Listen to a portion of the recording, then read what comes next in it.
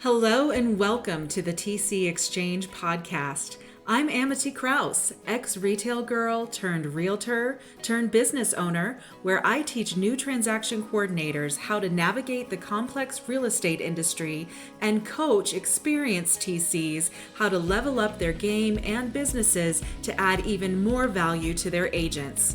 Come along with me while I guide you through this intense, complicated, but always fun world of transaction coordination.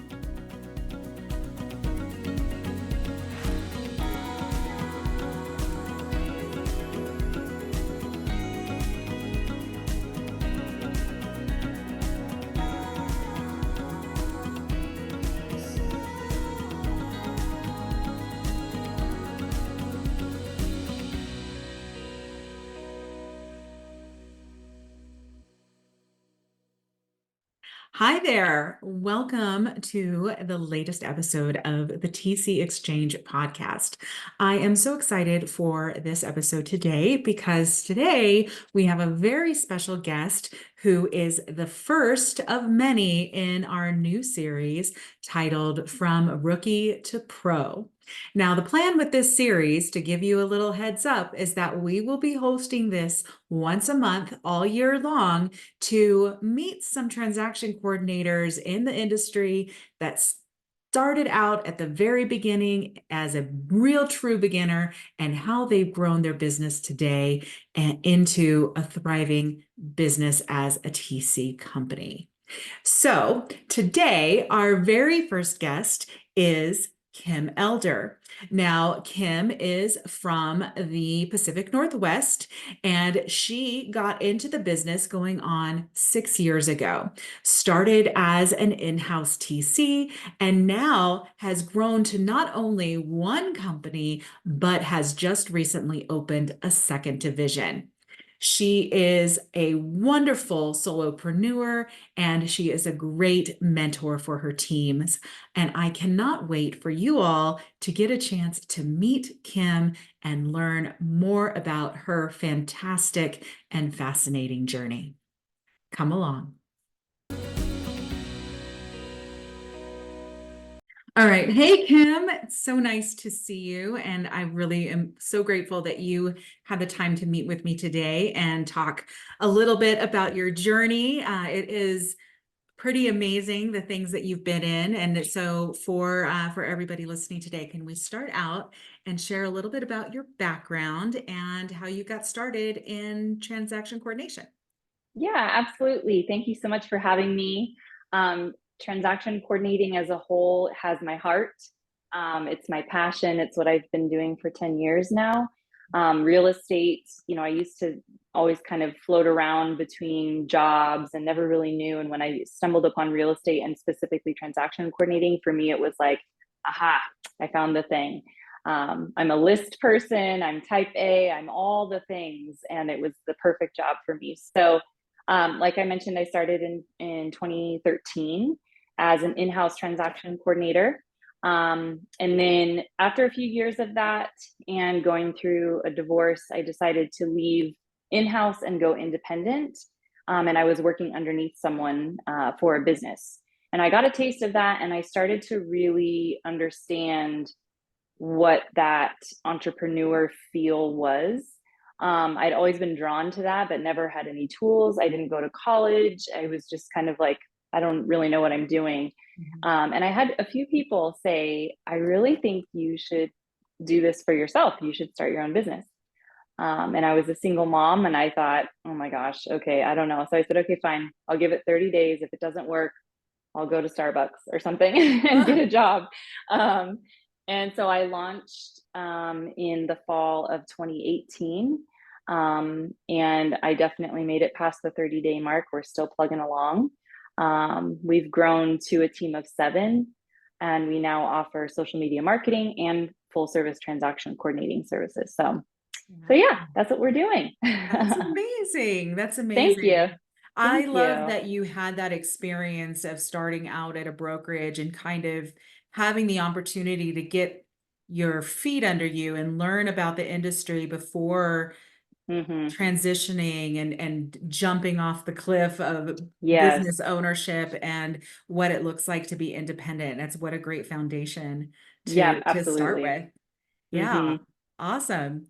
So when you were starting out, what do you feel like was your one of the challenges as a beginner TC that you faced? I think for me, it was how fast paced it was. I was really kind of thrown in. I was working as like an intake, answering the phones, Mhm. and then a TC spot opened up, and it was very fast. And they threw me in, and I had 8 agents right out of the gates, and I really didn't know the process very well. I didn't know how to communicate through each stage. And so I think that was the biggest hurdle, was just lack of training, which is no one's fault necessarily, but I do think that sometimes the transaction coordinator position is underestimated in a big way, and there's so many pieces that are constantly moving, as you know, but then also so many parts of you that you really have to tap into to be able to be a good transaction coordinator. So I think that was the biggest hurdle, was just kind of learning the process overall. What am I doing? You just threw me in and handed me some paperwork. So Yeah, here's this that was 20 tough. page, here's this Yeah, 20-page contract. Figure it out. Have a good day. exactly. Let Yeah, us know yeah. when Thanks. closing is. Yeah, exactly. Exactly. Yeah, I that was, and I had actually already purchased a home myself, so I was familiar sort of, but it's just totally different obviously when you're doing it for other people. So it was a challenge. It was definitely a challenge. Yeah. Wow. Yeah, for sure. For sure. So that is being the challenge. And then you had to have some successes early on. You mentioned before that you alluded to discovering that being a transaction coordinator was your thing. It was your niche. It was your place. Hmm. What kind of successes, or what was your very first success that you experienced as a TC that made you go, wow, this is my thing? Yeah, I think honestly it was the feedback from the agents. Mhm. It was them watching me, try not to drown, and I'm treading water all the way through to, oh, Kim figured this out and she's got a good system, and no one really gave that to her. She kind of had to develop that on her own. And so I think it was hearing the feedback from my agents, even as an in-house TC, saying, hey, you've really got this. This is awesome. We really want to work with you. Our clients like you. That particular position, I was really hands-on with clients. So there was a lot of interaction between me and first-time homebuyers and lenders, and a little bit more, I think, sometimes than independent coordinators do. So I had that real experience of my agents going, dang. Yeah, I love that. That validation from the Hmm. outside. It feels good. It feels good Right. because I see our role a lot as one of service, Hmm. and not only in service to the agent but to the buyer or the seller, and to get that feedback that we're making a difference for somebody. Right. That's pretty cool. I love it. Yep. Love it. Yep. Absolutely. It's the Okay. best part. Yeah. All right. So a lot of times, you can't go on this journey by yourself. Did you tell me about the mentorship and the support that you had experienced, that you have experienced as a transaction coordinator and a business owner? I think so. As I decided to go independent, like I mentioned, I was working underneath an independent transaction coordinating business. And the woman who started that business was great. She helped me really connect with her team.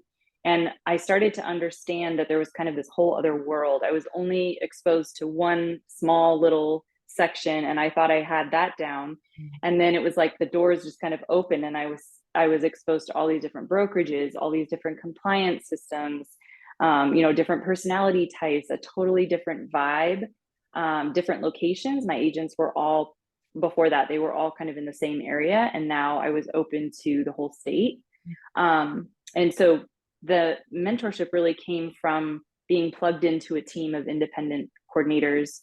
There were, I think, 5 of us at the time. And just being able to pick up the phone and say, I have no idea what I'm doing. I don't know what the system is that these people are, throwing at me. Or you get a new client and it's an MLS you've never worked in and you're fumbling your way through it. So that particular team was absolutely crucial. I formed some amazing friendships that I still have with some really incredible women.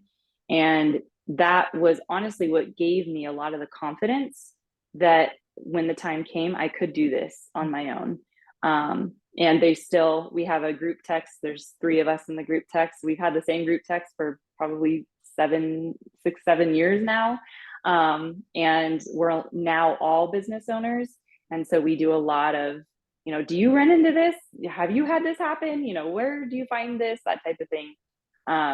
So I think that's where my initial mentorship started. And then twofold, as I got to a point where I kind of started to outgrow my business, I knew it was either I needed to make a change. I was kind of evolving from being solely a transaction coordinator to a mentor for my team. And I was kind of running out of knowledge, I guess you could say. I was really grasping at how do I keep leading? And how do you pour into people from a place of emptiness? And so I did hire a mentor. I was very opposed to it. Everyone kept telling me you should hire a coach, you should hire a mentor. I was like, no, I'm not gonna do that. I'm gonna figure this out on my own. And unfortunately I waited till I was at the point where I was like, I'm gonna just throw up my hands and give up. And I finally hired a mentor, and she was absolutely incredible. She was huge at giving me resources. She's not in the real estate world at all. I had to explain to her what a transaction coordinator was, which sounds like it could be frustrating, but it was actually really amazing because she was able to hear the business part and not think like a transaction coordinator thinks. And so she was able to give me resources and tips and tricks and really evolve my business from a transaction coordinating focused business to an operating business with multiple facets to it. And I'm super grateful for her. I worked with her for 3 months, and that was life-changing for me personally too. Just the confidence that I needed to keep going and tap into what I already had inside me. I just needed someone to come alongside and say, you got this, you can do it. So that's been a really very key part of my journey. Yeah. I love coaching and mentorship. I think it's such an important piece.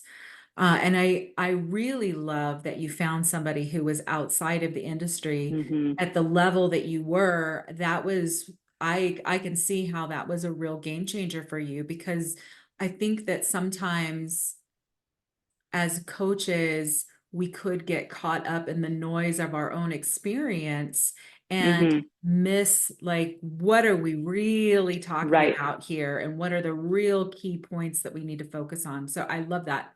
That's a great point of view for mentorship. Mm-hmm. Yeah, absolutely. Yeah. So tell me a little about any pivotal moments in your career that really, impacted your professional growth. We talked about that moment when you were like, okay, how do I grow further? Mm-hmm. I've reached the end of my knowledge, and it pushed you to get a coach. Were there other experiences, decisions that you had to make that you were like, okay, I need to now, in order to progress, I need to move to this thing? Absolutely. I think the very first one that comes to mind is bringing on the first team member. I never had any intention of having a team ever. It was not in my mind at all. And then I think just the way that the market expanded with 2020 and the craziness that we all saw, I did it by myself for a year, well, at that pace for a year, and then realized I can't do this anymore. I might actually die. I can't keep up. I'm answering emails, just it was just constant. And I was completely burnt out. I was exhausted. I couldn't stop crying, which is very unlike me. And so it was really me going, okay, I just need some help. But I was terrified. I was terrified of letting someone into my business, first of all, of the, kind of shake up with the clients, shake up for me. And so it was a really hard decision. I wrestled with it probably for a good 9 months. And then I decided to approach someone that I already knew in the industry, that I knew she was kind of playing with the idea of starting her own, but unsure where she wanted to go with it. And I just thought, I'm just gonna take her to coffee and ask her if she wants to come work for me. And thankfully she said yes, because I don't think I could have lasted any longer. And then it was almost like ripping a Band-Aid. Once you do it the first time, you start to realize, oh, there's something here. And so it just quickly, one after the other, we were like, okay, we need more people. And then that's really when I kind of stepped into the role of, I do actually know what I'm doing. I am actually running a business. I'm not just sitting in one position. I have these opportunities in front of me. And eventually it got to the point where I decided to give all of my agents to the team and fully step into networking and building the business and growing the business. And it's been a huge stretch for me personally, but it's also so rewarding. And I feel like just like I felt when I stepped into transaction coordinating that it was a perfect fit for me, this also feels like this is what I was supposed to be doing. So I think those are the two, it was basically two big shifts for me mentally. Yeah, that's amazing. Your journey and my journey are so similar in that pivotal moment where you're like, do I need to start? Do I need to bring somebody on before I die? And Yeah. and yes, kudos to you. I think Thank it you. has definitely shown that through the things that you have going on, it's definitely shown that you made the right choice, and you're making some great impacts in your community. Thank It's you. amazing. Yeah, It's thank you. amazing. Yeah. Okay, so let's talk about the skills. I think we know about the essential skills and essential things that a beginner transaction coordinator does and has to deal with, needs. Tell me about what, as a more advanced transaction coordinator, what are some things that you wish you had known when you started that would have helped you today, or it wouldn't have been such a painful shift? Mm, that's a really good question. I struggle answering that one because it's like, it just feels like it's always an evolution. Mm. Um, I never feel like I've totally mastered it, if that makes sense. Um, I think the the biggest thing is staying confident in knowing what you know. I think that, not to generalize, but I do think that people who are really good at transaction coordinating tend to be perfectionists. Mhm. And so when something goes awry or something goes sideways or someone is unhappy and we feel like we haven't done a good job, it's really hard not to internalize that, and let it ruin not just your day, but your week, your mood, your reaction to your kids or my husband, all these things. And I think that if I could say anything to someone who's kind of stepping into the next phase, is really just go with confidence. You're going to screw it up at some point. It's not a matter of if, it's when. But good transaction coordinators are able to turn that around really quickly. And the people who won't stick with you in that turnaround are not people that you want anyway. Yeah. So I think that that's the biggest thing that I wish I could go back and tell myself. Yeah, that's a good one. And it's absolutely true. I work with that and deal with that all the time in my team. And sometimes we have a tough day, and we have an agent who comes back who everything was fine yesterday, and now today some sort of thing has happened, and now we're the worst TC ever in our own minds. Yeah. We take that feedback, and instead of taking it and saying, what can I learn from this, and make adjustments in my system, in my process, you're right, we internalize it, and Yeah. it becomes horrible. So that's really good advice. That's good advice. Yeah. Yeah. And also, just, you don't need to work. Not all business is good business, honestly. I mean, I think when you're starving and you want to make money, sure, take that client. But you at some point have to get to a point where it's just not worth it. Yeah. And, I have fired people. I have had a couple or not fired people, I fired clients. And a couple of them were really not pleasant. They were really horrible conversations. And I think learned very quickly that, wow, this sucks when you have to stand up for yourself and for your business and really be, just as firm back at them. And that's hard. It's really hard to do. Even though Yeah. it's my personality, there's something about your business, your baby. It's hard. It's really hard to step into that Yeah, space. So it is. It's a key piece about being an entrepreneur, right? absolutely. It is the beauty that it is your business and it's your decision to Mm-hmm. make, whether it's good or bad, but it doesn't mean it's Yes. an easy decision. Doesn't No, mean that it's not going to hurt you emotionally to do it. Sometimes you have to let go of people that you absolutely love, but they're a horrible agent, and that's not good for your absolutely. business. And that's Absolutely. you have to think about the business. Yeah. Mm-hmm. Well, Yeah. and telling, I think that transaction coordinating as a whole is still relatively new. Mm. And so I think that there's a lot of TCs that come in and they're encouraged to go out on their own or encouraged to be independent, do their own thing. But there's this, you're running a business. Even if you don't have intentions of building a team, you're running a business. And I see this again and again and again where they're really unhappy or they're really burnt out or all these things because the business aspect of it is just dragging them down.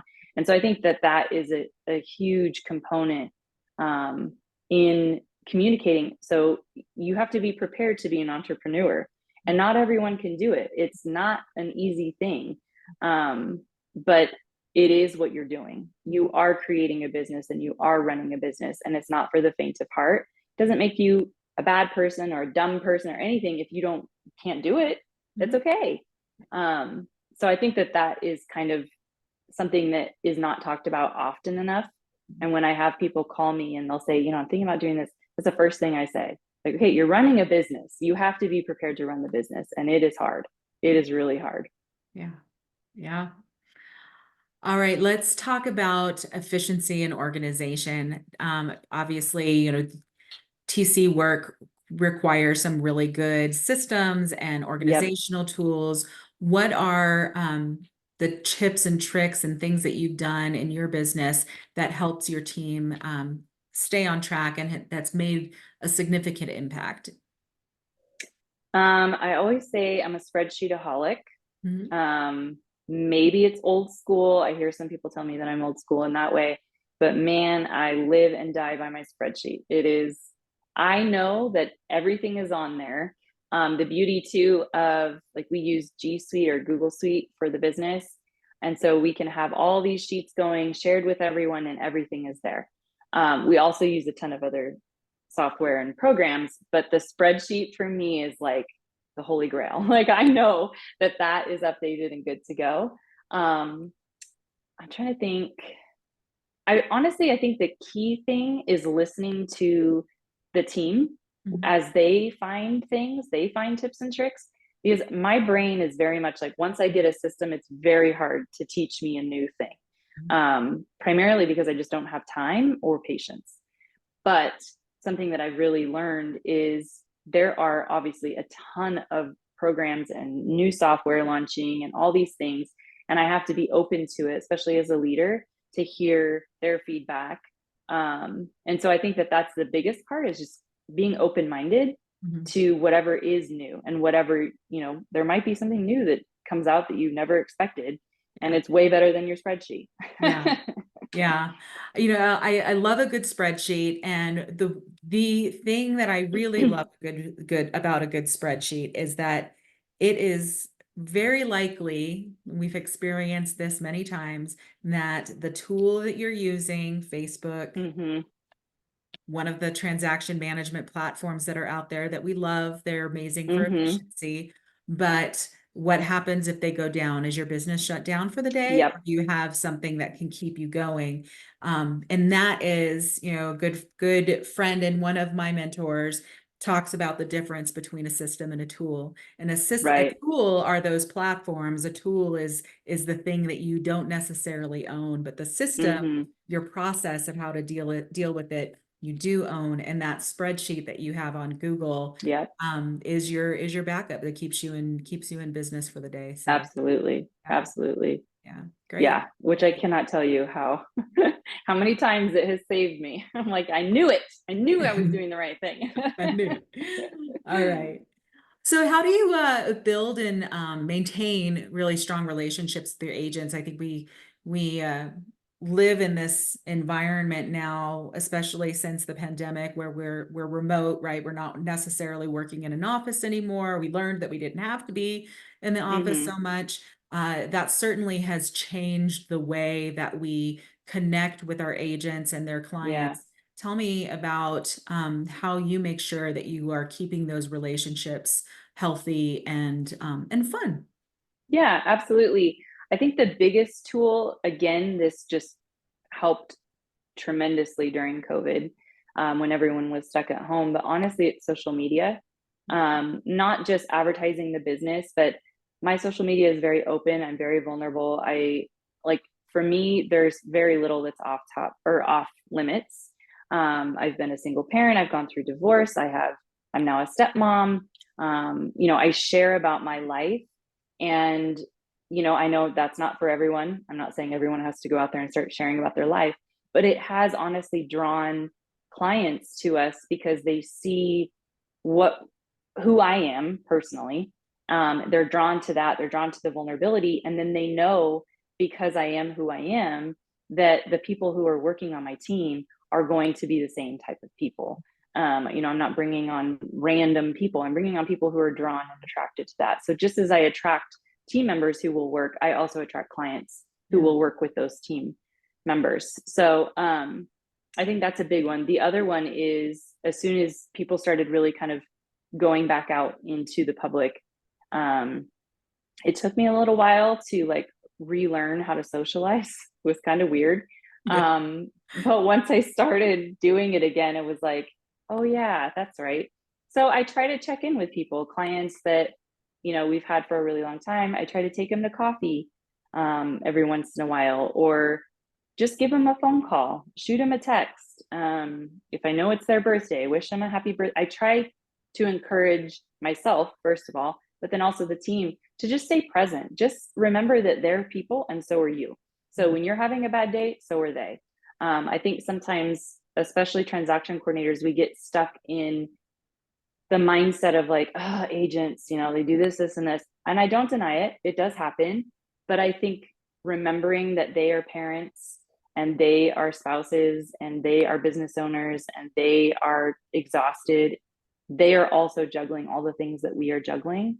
Yeah. And remembering that and staying connected with that has been huge. Yeah. Um, and then it's really cool what happens from that. One, it's a very short story, but we do a photo shoot usually once a year, and we were doing it, happened to be one of our team members' birthday, and our clients were in the area, and the client called me and she said, is it okay if we stop by your photo shoot and bring Monica cupcakes and balloons? And so they totally showed up and just brought her, a nice little birthday gift. And Mm. it's because they know that we're human and they're human. And I love those little things that actually become really big things for you mentally when you jump into the next file with them. Yeah, I love that. That's a great story.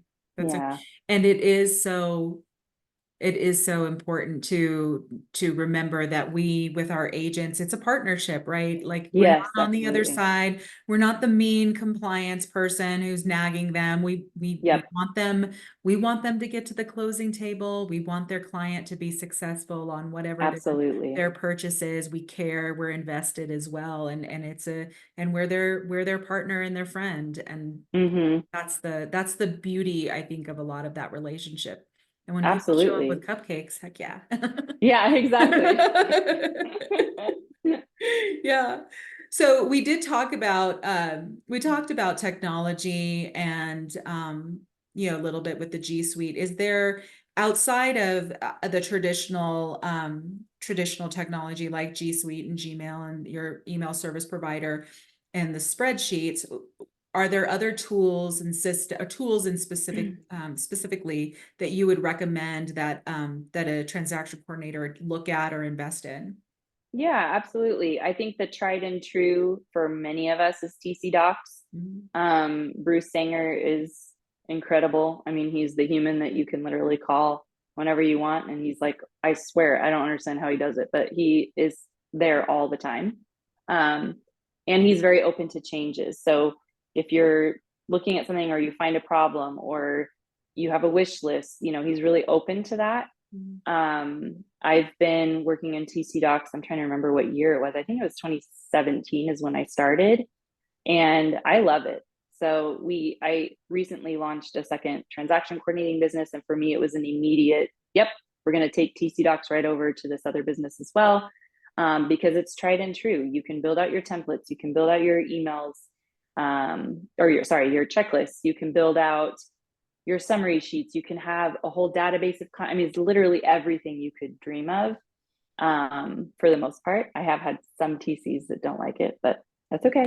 Everyone has their own thing. Right. And I recently was also approached by the gentleman who launched Traxy. I don't know if you've heard of that one. So we're demoing that one with him. He actually built it more for agents and then realized that it was really a need for transaction coordinators more. So we're giving that one a shot just to see. I don't have any intention of replacing TC Docs with it anytime soon. But like I said, I think it's always important to be open-minded and to try new things as they come on. So we are going to give it a shot and just kind of see how it goes. Yeah. But I haven't yeah, heard of that platform before. I'm interested to hear how that goes for you, because there are some really exciting things happening on the yeah, transaction management platforms with the ability and the automations, and how much it helps us leverage our time, especially for smaller teams, to be able to take yep, on more work. So right, the innovation and disruption, I think, is really, yes, really exciting for sure. yeah. Yeah. That disruption is key. We were just having this conversation on Wednesday, roundtable, about there's a new AI program where you can take your contract and dump it into the program and it spits out a summary. And we were really kind of analyzing and discussing, like, is there liability in that? What is the liability in that? Is it helpful? Should we, I mean, because it is a tool, but also it's responsibility. Everything comes with responsibility. So yeah, it's kind of crazy when you get these new things and you kind of have to sit back and go, okay, wait, let's think this through. But it's obviously, technology is obviously not going anywhere. AI is definitely not going anywhere, and embracing it when you can. And again, finding what fits for you. It's not going to fit for everyone. I know a TC who absolutely hates TC Docs. That's okay. She uses A-frame. Okay, it works for her. She loves it. Yeah. And I think that that's the bigger thing, is finding what works into your system. What can you implement? Like you said, what tool can you implement into your system to be the best TC? Yeah, I love it. Great. So let's talk about professional development. I think that that's really Mm, an important piece for transaction coordinators as they are growing from a mm-hmm. rookie to being more experienced. Are there any in your experience that you've come across, courses or resources that's really good to help a new transaction coordinator develop professionally? So I think it's twofold, right? Which I touched on this a little bit. So you've got the transaction coordinating, like the actual job itself, Mhm. and then you have if you're independent by yourself, solo, or with a team, and you're trying to grow that um, side of you, the entrepreneur side of you. So I think, as far as the transaction coordinating side goes, I have had a few people reach out and they'll say, I just want to learn the job. I just want to know how to do this job. And to be quite frank and quite honest, most of us don't have time to teach it. Mhm. We're all going a million miles a minute, and I don't have time to take someone in and teach them, like, literally step one, step two, step three. Um, and so a lot of times I will say, I would honestly start in-house. They are hiring all the time. Brokerages are always trying to find people, but honestly, you're probably going to have some kind of salary. You're going to have some kind of cushion, and you'll probably have some mentorship and some people that you can learn from. And it's going to be the easiest, quickest way to learn the job. Mhm. Um, as far as the entrepreneur side, oh boy, howdy, that is a hard one. I think that connecting with other transaction coordinators is key. If there's someone else in your, city, even, obviously you can do it virtually, but I like being face to face in person. And just talk to them, ask them, what do they do? Social media, I can't say it enough, is such a huge tool. That's how we met. It's a huge tool to be able to say, what are you doing? How do you, what podcasts are you listening to? What books do you read? If you don't surround yourself with people who are doing those things, you'll never become that. Yeah. So it's really finding the right people to help you grow as a leader and as a mentor, if that's what you want to do. Yeah. And I love that you said that. I think that it's so important, if growth is your goal, is to Mm-hmm. put yourself in the room where the growth is happening. And 100%. yes, 100%, your imposter syndrome that we all have. Yeah. It does not matter how many years you've been doing this, Mm-hmm. how experienced you are, you Yep. have it. Yep. And getting in the 100%. room with those people who are going to stretch you and grow you, Mm-hmm. it's so, so powerful. Yep. Yeah. Yep. And honestly, I think a lot of times we get so focused on real estate or transaction coordinating. Step outside of that. If you're a business owner, you're a business owner. It doesn't matter if you're selling ice cream or transaction services, you're a business owner. And so I think putting yourself in the room with people who you can learn from, who are not in your industry, is also so important, because you'll pick up on things that other people are doing successfully in selling insurance, or whatever it could be, and suddenly you can implement that in your business too. So I'm part of a few networking groups, and literally not a single one of them is real estate focused at all. In fact, when we do round robin, introduce yourself, I always have to be like, I'm a transaction coordinator, this is what we do, because they have no idea. And again, I think that's super important, because it not only spreads what we do and who we are, but also you get to learn from a variety of other business owners too. Yeah, that's great advice. Great advice. All right. So transaction coordination is definitely a demanding role. There's the phrase that we all have heard, work-life balance. Mm-hmm. And working from home, I think we have that especially as a challenge if you're working remote and you're working in a position where our agents are working 7 days a week, 24 hours a day, some of them, Mm-hmm. but our role isn't necessarily that kind of business. How do you navigate your responsibilities and your needs as a whole human with, Mm-hmm. and balance that with the work that you need to do for your agent and your team? Oh my goodness. It is also a phrase. I'm with you. I don't love the phrase, because real estate is not a normal industry. It is incredibly demanding. It's all the time. Um, And I think when you're truly a support person for people who are in that industry, it's hard to set boundaries around your own time.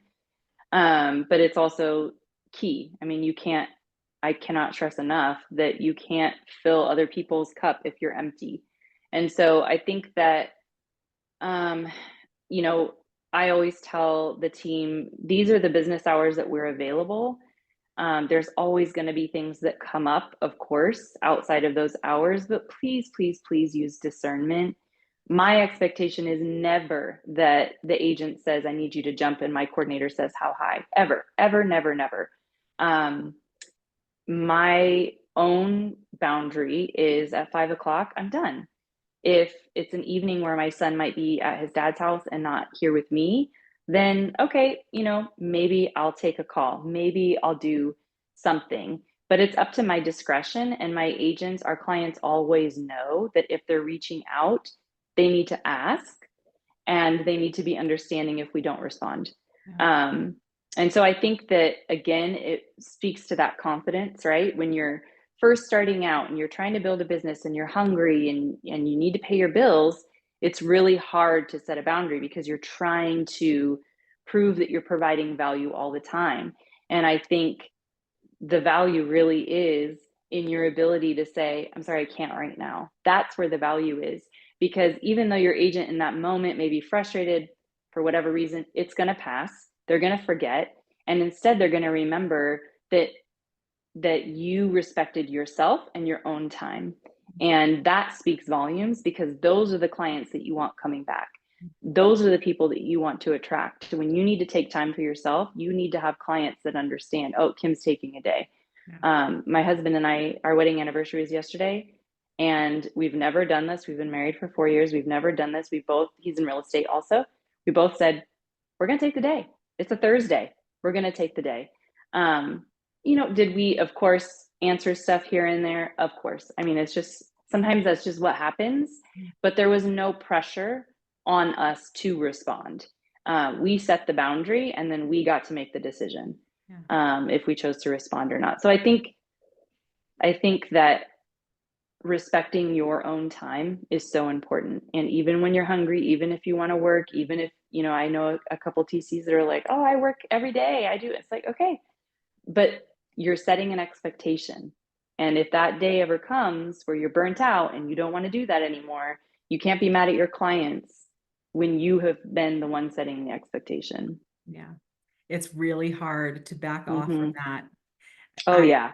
I, and I feel you on being hungry and not having any boundaries when you get started. That is Mm-hmm. absolutely the case for so many that are getting going, is you just have to do what you have to do. Yeah, And it's really hard to back off from that, depending on how scrappy you had to be during that time period. exactly. Yeah. But Exactly.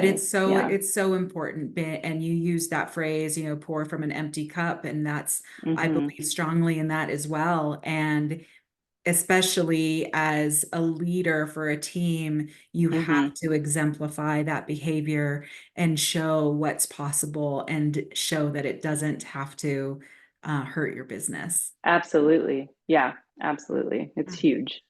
Yeah. All right. So starting out as a TC, biggest piece of advice, what would you give a new TC starting out?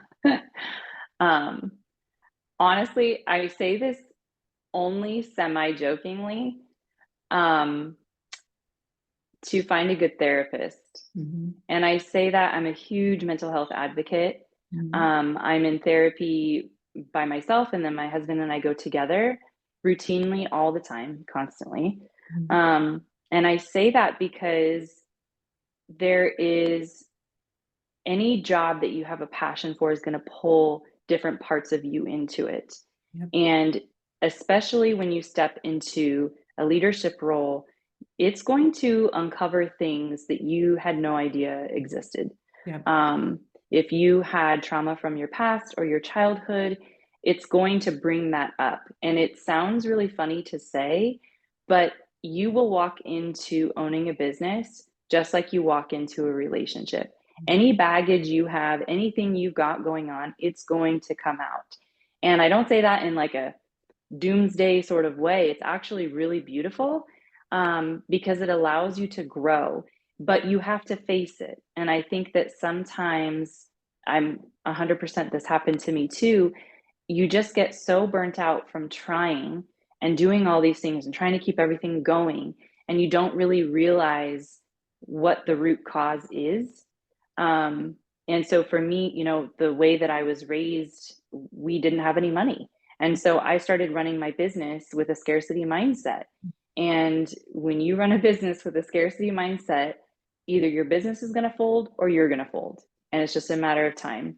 And so it really, honestly, kind of drew back the curtain on something that I didn't even know was there, and really made me realize that I got to figure this out. So I know it sounds, like I said, it sounds a little funny, but therapy, not only is it a huge outlet for you to be able to process in real time things that are happening in your life with your clients, if you're working from home and you've got kids at home too, that's that type of thing, but also things from your past that will come out as you're running a business. It's just natural. Yeah.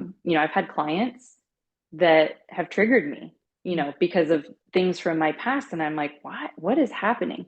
Yeah. To have a safe place where you can sit and get it out and not put it on your team, not put it on your partner, not put it on your clients, and actually take care of the problem. Yeah. that would be the biggest piece of advice that I could ever give.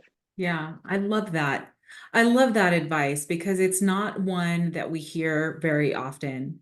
And it Mm-hmm. is so real. And it's one of those, it's one of those things where learning about yourself and learning self-awareness Mm-hmm. about yourself is going to help you be a stronger, better leader. It's going to help you be a Yep. stronger, better transaction coordinator for your Mm-hmm. agent. And it's going to be make you a better person for the people that you Mm-hmm. love in your life. And Mm-hmm. um, I really love that perspective of that self-awareness and therapy and understanding who you are.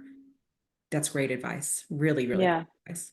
And honestly, it kind of feeds into the work-life balance. Mhm. You know, my therapist obviously works during the business day, Mhm. which is sometimes a little bit tricky.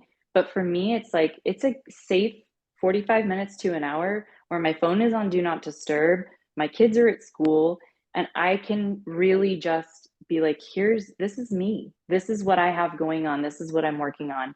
And I come out of it, and sometimes it's stressful. You take your phone off do not disturb, and you have 42 text messages and 6 missed calls and all those things. But at the end of the day, it's my safe place. It's where I get to go.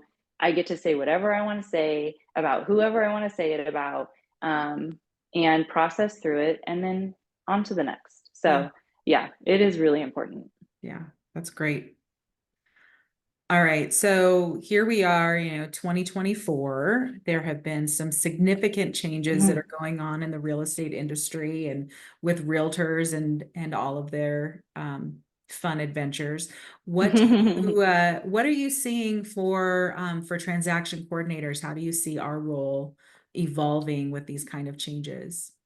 So this is a huge question, and it might take me a little while to answer it. I think that So I actually just launched a business based literally on this topic. I had a bigger brokerage that was saying you can't TC for our agents unless your license is here.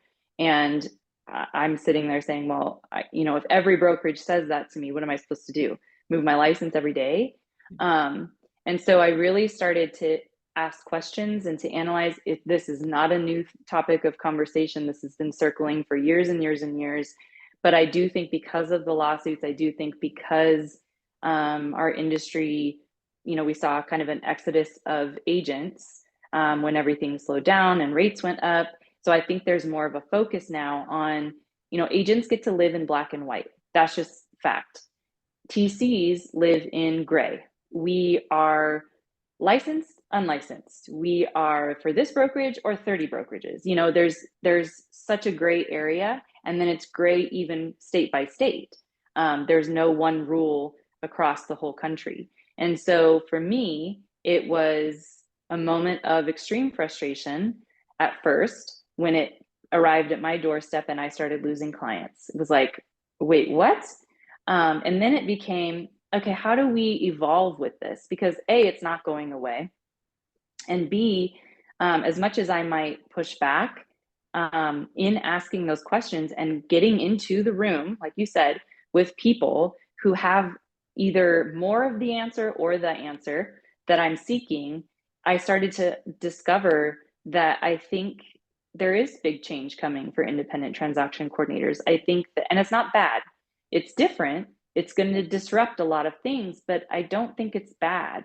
And I think that looks like a lot of TCs having to kind of hone in who they work with, and not take every phone call that they get, which is really frustrating for us because, again, we are kind of the newer section in the industry, and we're trying to make a system of support. We're trying to do all these things to be helpful, and then it does sometimes feel like we kind of get pushed back and pushed down. Um, but instead of just kind of sitting in that frustration, I think we need to pay attention, and I think we need to get ahead of it. So I launched a business that the TCs are only licensed with that brokerage, and they only work with agents in that brokerage. Um, that brokerage specifically said, we don't care if your TCs work with agents outside of us. We don't care. And I said, as a business owner, No, because I can see the writing on the wall. I can see the change coming. So I'd rather do it this way now. And so that's how we launched it. And so far, not only is it really appealing to agents in that brokerage, but I think it's kind of getting ahead of the change that's coming our way. I think we're seeing these lawsuits, we're seeing these audits happen around the country where independent TCs are getting pulled in. And I don't think it's going to go away. Mhm. I also don't think we need to be afraid of it. I think we just need to be aware of it and realize that this is a time for change. This is a time for pivot. Um, in Oregon, we don't have any kind of legislation or any kind of direction from our state or our agency as to a transaction coordinator and their role. And that is incredibly frustrating. As TCs, we love rules, we love to follow direction, and there's nothing to follow. And again, it's easy to stay stuck in this place of like, well, you aren't telling us, so we're just going to do. And I understand that mindset, but for me, it's okay, then let's change it. Mhm. You know, you want me to follow the rules? 100%, I will follow the rules. Let's figure out what those rules are. Yeah. And so stepping into that, it takes people that have the capacity and the ability to say, fine, I'll take it on. And so that's the group that we formed. That's what we're doing. We're saying, okay, you want me to follow the rules? I'll do it.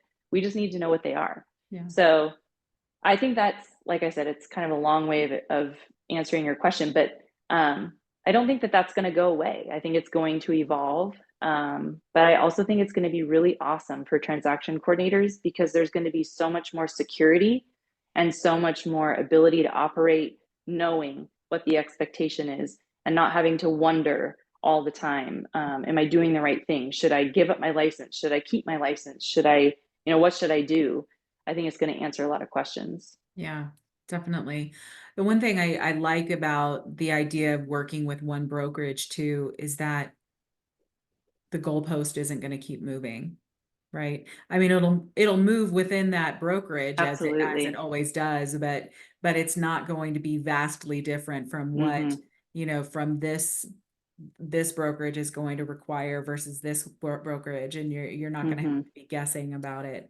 I like that, and I think it was really, really smart for you to take a look at the writing on the wall and be ready for the pivot, because I Yeah. agree. I think it's coming.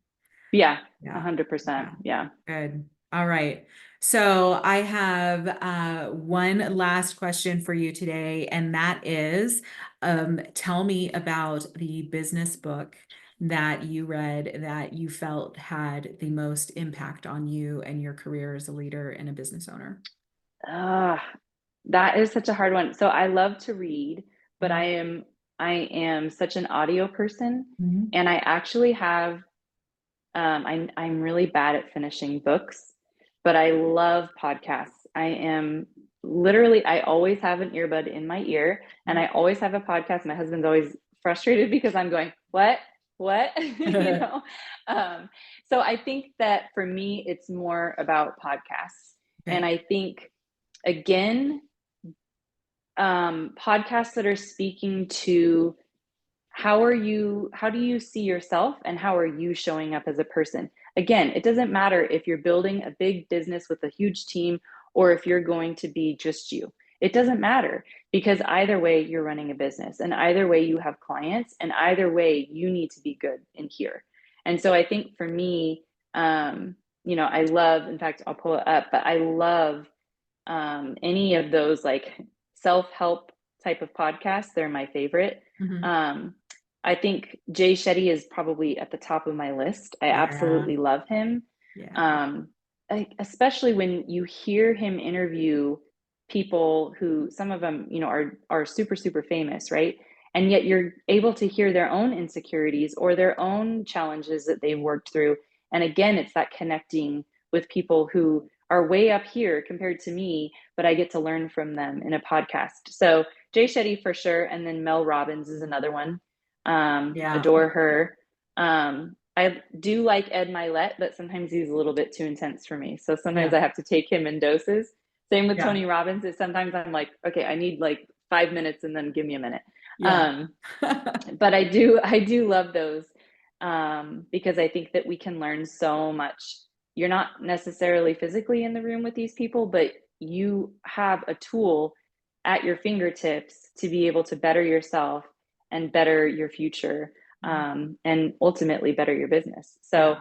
unfortunately, I don't have a book that I can recommend, but I do love a good Yeah. podcast. Well, I mean, both of those podcasts that you mentioned are personal favorites of mine. I personally listen to Mel Robbins every week. Yes. Ever since she started the podcast, I followed her on with all of the books and done a ton of her challenges. Yeah.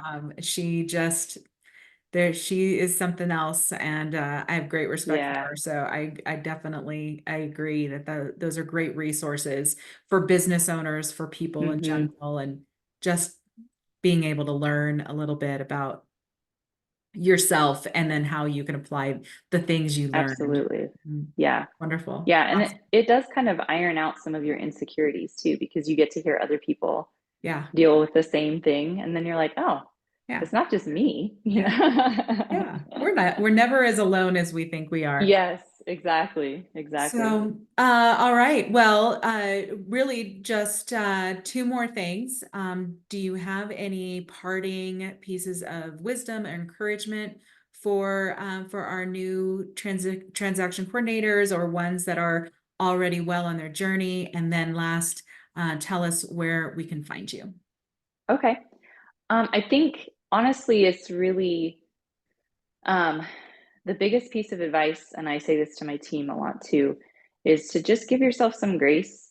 You're going to have good days, bad days. Give yourself some space to learn. And when you mess up, it's okay. It's not the end of the world. I know that I said this too, that we sometimes beat ourselves up. It just isn't worth it. Um, everyone is human. Everyone makes mistakes. Sometimes they're colossal mistakes, but nothing can't be undone. So, um, and that's true if you're just starting out or if you're a seasoned TC. I can't tell you how many times I've made a mistake years in, and it was like, what, how did this happen? And own it. You just have to own it. And I have found with our clients, whether it's me calling the client because someone on our team maybe flubbed up, or it's me because I flubbed up, calling and owning it is huge. It speaks to your character. If you are able to say, I'm really sorry, and I'm going to do whatever I can to fix it. And then also be really understanding if they're like, no thanks, don't touch my stuff. Not everyone reacts the same way. Not everyone responds the same way. But I have salvaged relationships with clients by having these hard conversations where they say, you know what, I totally get it, but instead of working with that coordinator, I'd like to work with someone else on your team. I've had people still send us business even after they moved to a different company and started working with a different TC, and it's because of your character. So give yourself that grace. You're going to mess it up, but it's okay. And then own it. It's okay. It's okay to say, I screwed up. Yeah. And then you can find me on Facebook. You can find me on Instagram. We are at Bridgetown Files on Instagram, and then also Axis Transactions. And then Mrs. Kimberly Elder is my personal Instagram, which I love meeting people on that one. It's been around a long time, and I have a lot going on over there. Like I said, those vulnerable posts are on there and very authentic. So you're welcome to follow along. And if there's anyone in Oregon or Washington, I'd love to meet you in person. Yeah. Awesome. Awesome. All right, Kim. Well, thank you so much for coming on today. I'm so glad that you were able to be here and so gracious and answering all of these questions. And I hope that your cup is a little filled from our Yes, conversation today. I know that mine is, and I really appreciate you and grateful to know you now. absolutely. Thank you so much for having me. I love it. All right. Thank you. And that wraps up another episode of the TC Exchange podcast. Thank you so much for joining me and being a part of this incredible journey through the world of transaction coordination. Remember, every challenge is an opportunity to learn, and together, we're setting the compass to true north. If you want to dive deeper into the world of TCs or simply connect with our growing community, follow us on Instagram at True North TCT. For exclusive content, insights, and engaging discussions, be sure to join our Facebook group, the TC Exchange. And for resources, courses, and a treasure trove of knowledge, check out our website at truenorthtransactionservices.com. Keep the conversations going, share your insights, and until next time, keep your compass pointing true north. See you soon.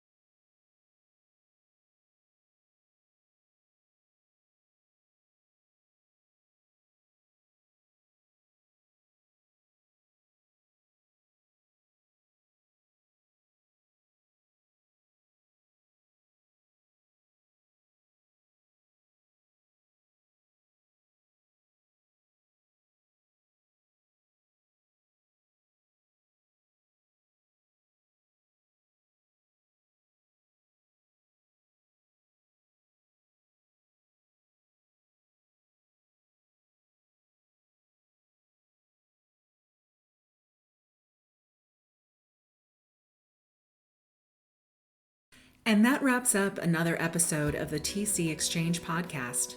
Thank you so much for joining me and being a part of this incredible journey through the world of transaction coordination. Remember, every challenge is an opportunity to learn, and together, we're setting the compass to true north. If you want to dive deeper into the world of TCs or simply connect with our growing community, follow us on Instagram at TrueNorthTCT. For exclusive content, insights, and engaging discussions, be sure to join our Facebook group, the TC Exchange. And for resources, courses, and a treasure trove of knowledge, check out our website at truenorthtransactionservices.com. Keep the conversations going, share your insights, and until next time, keep your compass pointing true north. See you soon.